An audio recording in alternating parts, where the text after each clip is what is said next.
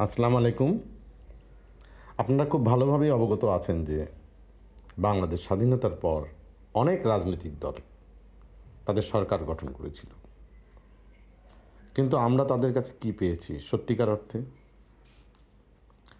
তারা যতটা না উন্নয়নের কাজ করেছে, তার চেয়ে বরং লুটপাট এবং দুর্নীতির মাধ্যমে জনগণের অধিকারকে ভুলুণ্ঠিত করেছে বারবার। আপনারা ভালোভাবেই অবগত আছেন এবং জানেন যে বিগত স্বৈরাচার সরকারের যে দোসর দিনাজপুরের এমপি ইকবালুর রহিম তার সাঙ্গপাঙ্গ নিয়ে বিগত ১৬ বছরে প্রায় ৫,০০০ কোটি টাকা লুটপাট করেছেন এবং দিনাজপুরের রাস্তাঘাটের দৃশ্যত কোনো উন্নয়নই তারা করতে পারেন নাই। বারবার তারা আমাদেরকে শুধু আশ্বাসই দিয়ে গেছেন। আসলে তলে তলে কি হয়েছিল?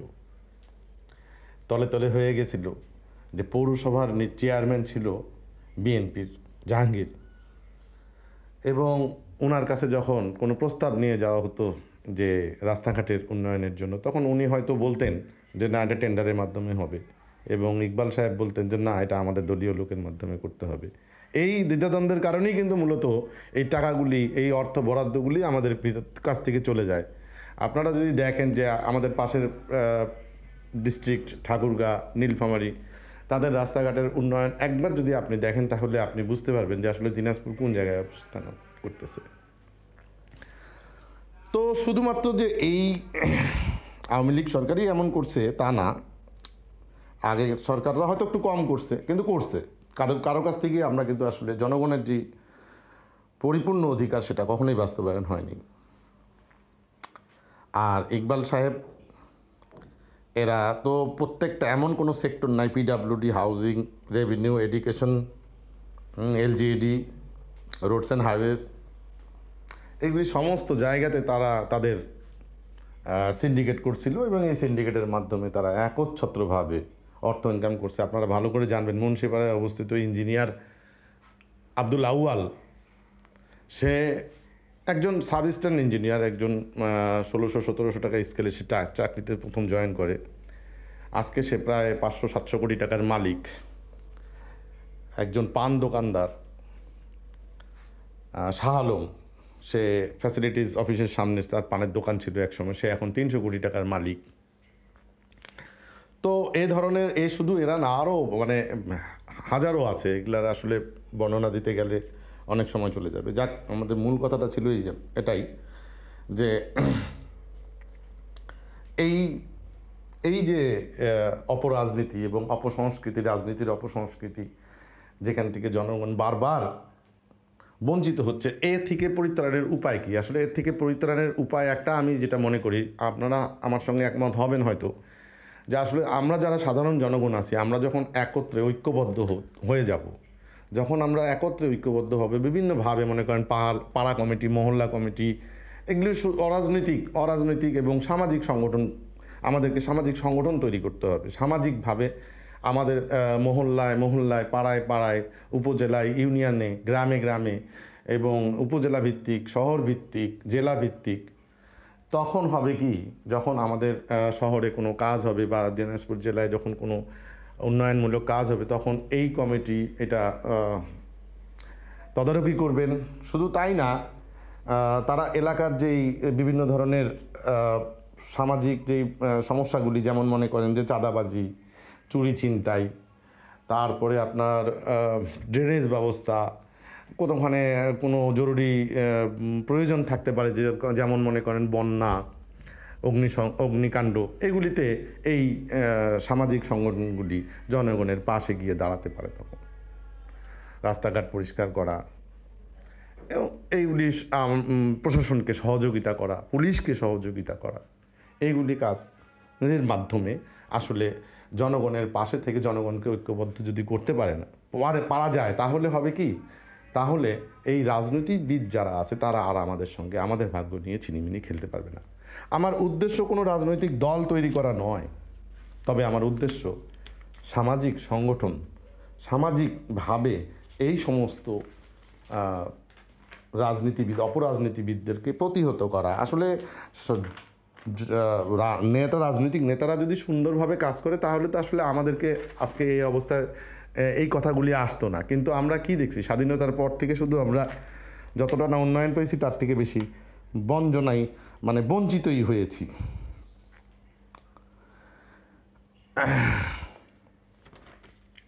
যা হোক, পরিষ্কার করে আজকে বলছি, আমি আসলে আমাদের উদ্দেশ্যটা কোনো রাজনৈতিক নেতা হওয়া না, বা রাজনৈতিক কোনো ক্ষমতা লোভ নয়। রাজনীতিতে আসাটাই আমাদের উদ্দেশ্য নয়। আসলে আমাদের উদ্দেশ্য জনগণের পাশে থাকা, জনগণের অধিকারের লক্ষ্যে সামাজিক আন্দোলনের মাধ্যমে সামাজিক সংগঠন প্রতিষ্ঠা করা। ঠিক আছে, সেখানে জনগণ প্রত্যক্ষভাবে, আমরা আমাদের মধ্যেই জনগণই তাদের জনগণের কাজ করবে। কারণ জনগণের অধিকার নিয়ে আজ পর্যন্ত কেউ আমাদের অধিকার হাতে দেয়নি, তুলে দেয়নি, আমাদের অধিকার নিয়ে কেউ কাজ করেনি। যার কারণে আজকে এমন একটা সময় আসছে যে জনগণকেই আমাদের নিজেদের অধিকার নিজেদেরকেই বাস্তবায়ন করতে হবে। আসলে নিজেদের ঘাড়ে নিয়ে নিতে হবে, নিজেদের মানে কাজ নিজেদের ঘাড়ে কাঁধে নিতে হবে। তো পাড়া মহল্লা থেকে শুরু করে ইউনিয়ন পরিষদ, পৌরসভা, উপজেলা সব জায়গাতেই আসলে এই ধরনের সামাজিক আন্দোলন গড়ে তুলতে হবে। এবং সামাজিক আন্দোলন গড়ে তুলতে গেলে অবশ্যই একটি সংগঠনের প্রয়োজন আছে। তো এটাই আমার আসলে মূল উদ্দেশ্য। এটা নিয়ে আমরা কাজ করতে চাই। অন্তত পক্ষে দিনাজপুরবাসীকে একটা ঐক্যবদ্ধ করতে চাই। যারা রাজনীতি করছেন তারা আমাদের প্রতিপক্ষ নন, রাজনীতি করবেন। জনগণ যদি আপনাদেরকে ভোটে নিয়ে আসে, আমরা অবশ্যই আপনাদেরকে সমর্থন করব এবং আপনাদেরকে স্বাগত জানাবো। কিন্তু তার মানে এই নয় যে আপনারা আমাদের জনগণের টাকা লুটপাট করে খেয়ে চলে যাবেন। বিষয়টা এমন না, আর এটা সম্ভব হবে না। তার কারণ আমরা জনগণ এখন এক জায়গায় হব। জাগ্রত দিনাজপুর, জাগ্রত জনতা, এ ধরনের একটা মানে সিম্বলিক নাম হতে পারে। আমি এখনও আইডিয়া করিনি। তবে আমি তো আসলে 90 সালের ব্যাচ। আমি 90-এ এসএসসিতে পাশ করছি। আমার যে সমস্ত বন্ধুবান্ধব আছে, সমবয়সী বন্ধুবান্ধব, যেমন যারা 89-এ পাশ করছে বা 91-এ পাশ করছে, আমি সেই সমস্ত সকল ব্যাচকে আমি আমন্ত্রণ জানাই। শুধু তাই না, এখন যারা স্টুডেন্ট তাদেরকে আমি সবচেয়ে বেশি আমাদের সংগঠনের কাছে পাশে পেতে চাই। কারণ তারাই আমাদের মূল শক্তি। আসলে এই যে আজকে যে কথাগুলি বলছি, এই কথাগুলি এতদিন বলতে পারিনি। তার কারণ কেন বলতে পারিনি, যে আমরা ছিলাম কুপমণ্ডুকের দল। আসলে আমরা সবসময় মাথা নিচু করে থাকতে এমনই জাতি। আমাদেরকে এত স্টিম রোলার চালাচ্ছে বিভিন্ন গভর্নমেন্ট আসে, কোনোদিন আমরা মাথাচাড়া হয়ে এর প্রতিবাদ করতে পারিনি। কিন্তু আজকে ছাত্ররা আমাদের চোখ খুলে দিয়েছে। ছাত্ররা যেভাবে করে এই অপশক্তিকে দমন করতে পারছে, তাতে তরুণদের যে একটা বিপ্লব, সেই বিপ্লবটা প্রকাশ পেয়ে গেছে। এবং আমরা যারা কুপমণ্ডুকের দল ছিলাম, জনগণ যারা ভয় পেতাম, তাদের চোখ খুলে গেছে। আসলে ভয় পেতাম, এটারও পিছনে একটা কারণ আছে, যে আমাদের সবারই তো সন্তান আছে। আমরা তো সন্তানের ভবিষ্যতের কারণেই এতদিন মাথা হেড করেছিলাম, যেটা ছাত্ররা বুঝতে পারছে যে তাদের অভিভাবকেরা আসলে তাদেরই জীবনের ভবিষ্যতের কথা চিন্তা করে তার বাবা মারা, তাদের অভিভাবকেরা মাথা নিচা করে চলতো এবং তারা কখনো প্রতিবাদ করতো না। তো আজ সময় এসেছে আমাদের সকলের সংগঠিত হবার। দিনাজপুরের যত অরাজনৈতিক ব্যক্তিত্ব, যারা নিরপেক্ষতায় বিশ্বাসী বা নিরপেক্ষ ব্যক্তি, যারা সত্যিকারের সাধারণ জনগণ, তাদের ঐক্যবদ্ধ হবার সময় এসে গেছে। তাদেরকে ঐক্যবদ্ধ হতে হবে। আপনাদের সকলের সহযোগিতা ছাড়া এটা সম্ভব নয়। আমি আবারও বলছি, আমাদের উদ্দেশ্য কোনো রাজনীতি করা নয়, আমাদের উদ্দেশ্য কোনো ক্ষমতায় যাওয়া নয়।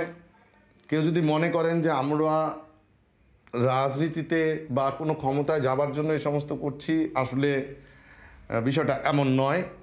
বিষয়টা শুধুমাত্রই জনগণের স্বার্থের কথা চিন্তা করে আজকে আমাদেরকে জনগণের পাশে দাঁড়াতে হচ্ছে। এই জনগণের পাশে দাঁড়ানো, আসলে জনগণই একত্রিত হলে আর জনগণের পাশে দাঁড়ানোর কিছু থাকে না।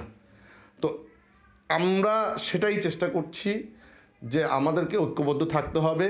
আমরা যদি একটা ঐক্যবদ্ধ একটা প্ল্যাটফর্মের মধ্যে থাকি, তাহলে কোনো রাজনীতিবিদই আমাদের ভাগ্য নিয়ে আর ছিনিমিনি খেলতে পারবে না। আর কোনো লুটপাটের রাজনীতি এদেশে কেউ করতে পারবে না, কোনো সন্ত্রাস মাথা চাড়া দিয়ে উঠতে পারবে না, কারণ আমরা সামাজিক সংগঠন সেটা প্রতিহত করব। তো আপনাদের সকলের সহযোগিতা কামনা করছি।